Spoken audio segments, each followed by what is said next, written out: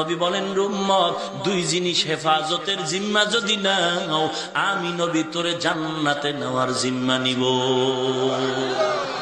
قال رسول الله صلى الله عليه وسلم من يضمن لي ما بين لحييه وما بين رجليه اضمن له الجنه। আল্লাহর নবী বলেন, দুই ঠোঁটের মাঝের জবান জিহ্বার হেফাজত করো, লজ্জাস্থানের হেফাজত করবি, আমি নবী তোরে নিয়ে জান্নাতে চলে যাব।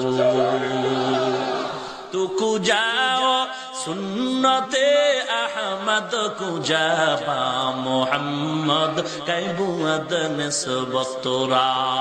ওরে আশেকের দল, পীরের বিরুদ্ধে কথা বলায় তুমি লাঠি মিছিল করলা, নেতার বিরুদ্ধে কথা বলার কারণে তুমি নেতার পক্ষে লাঠি মিছিল করলা, নেত্রীর বিরুদ্ধে কথা বলার কারণে তুমি নেত্রীর পক্ষে লাঠি মিছিল করলা। ওরে আশেক জবাব দাও, তুমি কি শোনো নাই কত বেঈমান আমার নবীর দাড়ি নিয়ে বলছে ছাগলের দাড়ির মতো? ওরে আশেক রাসূল, তুমি কি শোনো নাই বেঈমান গালি দিয়া বলেছে মদিনার নবী সন্ত্রাসী নবী, বেঈমান গালি দিয়া বলেছে আমার মদিনার মায়ার নবী যৌবনের চাহিদা পূরণে একাধিকবার বিবাহ করেছে। নেতার পক্ষে লাঠি মিছিল দিলা, পীরের পক্ষে লাঠি মিছিল দাও, আমার নবীরে যারা গালি দিল তাদের ব্যাপারে লাঠি মিছিল কেন করলা না?